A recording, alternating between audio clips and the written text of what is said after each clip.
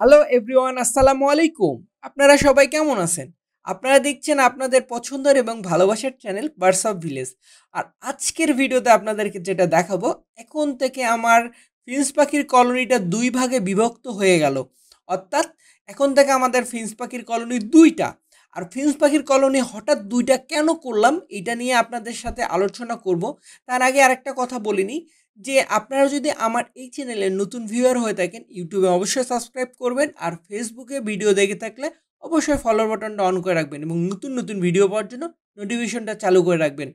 তো চলেন মূল কথায় আসি। প্রথমে যে কাজটা করছি, যদিও আপনাদের কাছে দেখতে অনেক ইজি মনে হচ্ছে, কিন্তু অনেক ডিফিকাল্ট কাজ। যারা পাখি পালন করেন তারা অবশ্যই জানেন যে ফিঞ্চ পাখি ধরা কত ডিফিকাল্ট।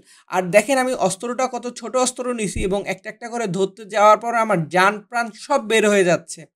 আর আপনাদের যদি বিশ্বাস না হয় তাহলে আপনাদের ঘরের মাঝখানে একটা আপনারা ফিঞ্চ পাখি ছেড়ে দিবেন, বন্ধ ঘরের মধ্যে দিয়ে একটা ফিঞ্চ পাখি ধরতে যাবেন, তাহলে বুঝবেন যে ফিঞ্চ পাখি কতটা পরিমাণে ফাজিল হতে পারে।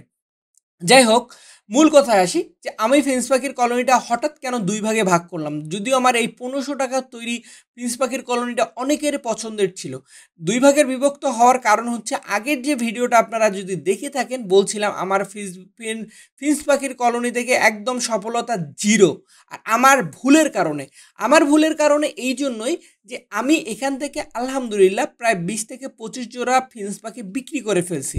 আমি এখানে ফিঞ্চ পাখি ছাড়ছিলাম মনে হয় ২০ জোড়ার মতন, সে জায়গায় ২০ থেকে ২৫ জোড়া বিক্রি করে ফেলছি। অর্থাৎ এখানে বাচ্চা অ্যাডাল্ট সব এক সমান হয়ে গেছিলো এবং পরিমাণও অনেক বেশি হয়ে গেছিলো। যার কারণে যেটা হয়েছে আমার, যে আমি যারা আমার কাছ থেকেই কিনছে কেউ কেউ অনেক লাভবান হয়েছে, কারণ যেই ডিম বাচ্চা করছে এবং এক্সপিরিয়েন্স ছিল, আলহামদুলিল্লাহ তাদের জন্য শুভকামনা। আর যারা আমার কাছ থেকে ফিঞ্চ পাখি নিছেন এবং রেজাল্ট ভালো করছেন, তারা অবশ্যই অবশ্যই কমেন্টে জানাবেন যে আপনাদের পাখিগুলো এখন কেমন করছে, আমার ভালোবাসার পাখিগুলো আপনাদের বাসায়। তো আমি এখন যেটা করছি, এখানে কিন্তু একটা খাঁচা ছেলে একটা খাঁচা মেয়ে, দুটো আলাদা আলাদা করে নিছি। আর আমার যেটা কারণে আমার ভুল হয়েছে, যে যেমন একটা খাঁচা ছেলে আর একটা খাঁচা মেয়ে রাখছি।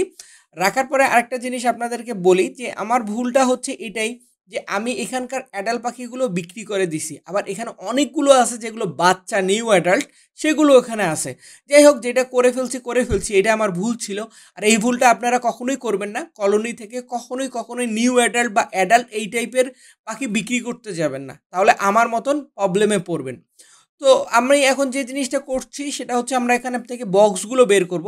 পাখিগুলো আর কয়েকটা পাখি আছে, এই পাখি কয়টা বের করার পরে আমরা হচ্ছে এখান থেকে বক্সগুলো সব খুলে বের করব। আর বক্স খুলতে যেয়ে আমার জিন্দিগি আর একটা বরবাদ হয়ে যাচ্ছে, কারণ উপরেরটা এই নেট না খোলা পর্যন্ত উপরের বক্সগুলো খোলা যাবে না। এই যে নিচের বক্সগুলো শুধুমাত্র খুলতে পারছি, উপরের বক্সগুলো কেটে আমাকে নেটটা কেটে বের করতে হবে।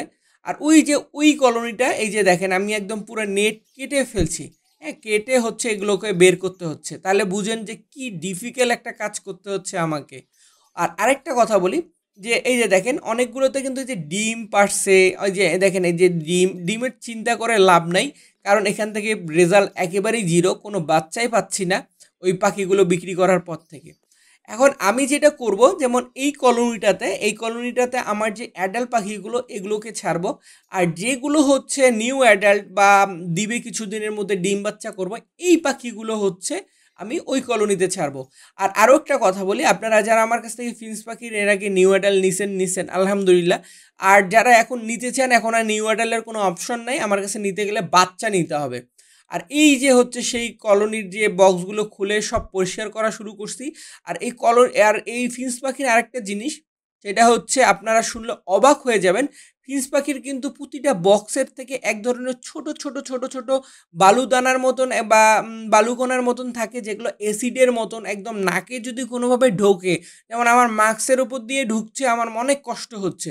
সো অবশ্যই আপনারা যখন এগুলো পরিষ্কার করতে যাবেন, অবশ্যই মুখে তো মাস্ক থাকবেই এবং অনেক ভালোভাবে ভালো মাস্ক ইউজ করতে হবে। কারণ এদের যে ছোট দানা থাকে যেগুলো অ্যাসিডের মতন কাজ করে, ওই জিনিসগুলো আমি পরিষ্কার করে নিচ্ছি। আর আরেকটা জিনিস শুনলে অবাক হবেন, সেটা হচ্ছে ফিঞ্চ পাখি একজনের বক্সে আরেকজন থাকতে চায় না। যদি কোনো কারণে এই যে ছোট ছোট দানা প্লাস হচ্ছে ওদের যে শরীরের যে স্মেলটা মানে গন্ধটা, ওই গন্ধটা কিন্তু এরা রেখে যায়, যার কারণে আমি যে এদেরকে একদম পটাশ পানি, তারপরে হচ্ছে জীবাণুনাশক স্প্রে সব পরিষ্কার করে টোরে তারপরে রোদে শুকায় দিয়ে তারপরে নতুন করে শুরু করতেছি। না হলে এইটাই হয়েছে সমস্যা। যেমন আমার কিন্তু বক্সে কিন্তু এই যে ডিম টিম থাকতো, কিন্তু ওই যে অন্যের একজনের বক্সে আরেকজন ঢুকতে যাবে না বা ঢুকবে না, অর্থাৎ এ গন্ধটা রেখে গেছে, যার কারণে ওই বক্সের ভিতরে অনেক মেয়ে পাখি এখানে আছে। যেমন আমি এখানে যে ধরলাম, আলহামদুলিল্লাহ 18টা ছেলে 18টা মেয়ে ধরছি। হ্যাঁ, এখানে 18টা ছেলে 18টা মেয়ে ধরছি, মোট 36টা পাখি ধরছি। আর এই 36টা পাখি ঢুকার কারণে এই 36টা থেকে তো ডিম বাচ্চা করতে পারতো। এই যে দেখেন এগুলো একদম একদম শুকাইছি সকাল থেকে দুপুর পর্যন্ত, এখন বিকাল হবে তারপরে আমি বক্সগুলো লাগাবো। বাই দ্য ওয়ে আমরা আপনাদেরকে যেটা বলতে চাচ্ছি যে ওই জিনিসটা আপনারা যদি কেউ কখনো এরকম কলোনি নতুন পাখি ছেড়ে দিলেন হবে না। ফিন্স পাখি যদিও মারামারি খুব কম করে, হ্যাঁ এই যে আমরা যেমন বক্স লাগাচ্ছি এখানে, যদিও মারামারি কম করে, আর এইটাই হচ্ছে নতুন কলোনি করতেছি। এখানে আমি মাত্র 8 জোড়া ছাড়বো আর ওটাতে 10 জোড়া ছাড়বো, এটা আমার প্ল্যানিং আর কি। তো আপনারা একটা জিনিস, সেটা হচ্ছে ফিন্স পাখি যদি আপনারা পালন করে থাকেন অবশ্যই বক্সটা আপনাদেরকে নতুন করে ধুয়ে শুকায় তারপরে হচ্ছে লাগাইতে হবে। তাছাড়া যদি আপনি যুগ রাখেন বক্সটা লাগায়, কোনোভাবেই পাখি ওখানে ঢুকবেও না, ডিম বাচ্চাও করবে না। এটা হচ্ছে ফিন্স পাখির আর একটা মানে মানে ব্যতিক্রম একটা ব্যাপার। আর আপনাদেরকে তো আমি বলি যে আমার ভিডিওতে কোনো না কোনোটা আপনাদেরকে শেয়ার করি যেটা শিক্ষণীয় কিছু না কিছু থাকে। আর অনেকে আছে যারা শেখার জন্য আসে, সো আমার ভিডিওগুলো ব্লগ টাইপের প্লাস শিক্ষণীয় কিছু না কিছু আমি ইনফরমেশন আপনাদেরকে দেওয়ার চেষ্টা করি। যেমন এই যে আমি ব্যর্থ হয়েছি, ব্যর্থ থেকে সফলতা হওয়ার জন্য এই যে দেখেন 2 ভাগে বিভক্ত করে ফেললাম, তারপরে আমাকে সফলতা হতেই হবে ইনশাল্লাহ। তো তার হোক, আমরা এই যে ছোট্ট একটা ফিন্সের কলোনি আবার করছি, এটা হচ্ছে আমাদের যে নতুন জাবার কলোনি করছিলাম সেইটা। আপনারা অবশ্যই কমেন্টে জানাবেন যে এই ছোট্ট কলোনিটা কেমন হইলো। আর বিসমিল্লাহির রহমানির রহিম করে প্রথমে এখানে মেয়ে পাখিগুলো ছাড়তেছি। দেখেন ছাড়ার সময় কিন্তু সবসময় খুশি খুশি কাজ করে, তাই আজকেও কাজ করছে। আর আপনারা বললাম তো আমার এই ছোট্ট কলোনির জন্য দোয়া রাখবেন। আর যদিও এখানে হচ্ছে আমি নিউ অ্যাডাল্টগুলো বেশি ছাড়লাম, এক্সপিরিয়েন্স পাখিগুলো এখানে ছাড়িনি। ফুল এক্সপিরিয়েন্স পাখিগুলো ছাড়বো হচ্ছে আমরা এই যে এই কলোনিটাতে, যেটা আমাদের পুরাতন কলোনি ছিল। আর এখানে কিন্তু বক্সের পরিমাণও এখন কমায় ফেলছি।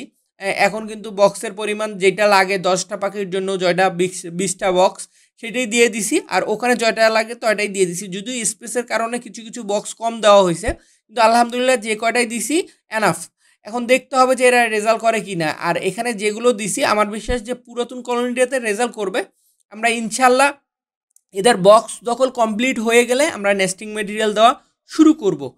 ইনশাল্লাহ নেস্টিং মেটেরিয়াল দেওয়া শুরু করবো। আর নেস্টিং মেটেরিয়াল দেওয়া শুরু করলে ইনশাল্লাহ রেজাল্ট করতে শুরু করবে। জাস্ট বক্স ধরতে 6 থেকে 7 দিন। আর এই যে বক্স লাগানোর পরে এবং পাখি দেওয়ার পরে এইরকম একটা লুকিং আসছে। আর এই যে আমাদের খাবারের জন্য একটা পটও দিয়ে দিছি মাটির, আর এটাতে খাওয়াও শুরু করে দিছে। আমার মনে হয় এরা অ্যাডজাস্ট করতে শুরু করে দিছে। সো জানি না আপনাদের ভিডিওটা কেমন লাগলো, আর ভিডিওটা যদি ভালো লাগে অবশ্যই জানাবেন। আর যদি কারো উপকারে লাগে এই জন্য অবশ্যই শেয়ার করে দিবেন। সবাই ভালো থাকেন, সবার ভালোবাসার পাখিগুলো ভালো থাক। আজকের মতন আল্লাহ হাফেজ, আসসালামু আলাইকুম।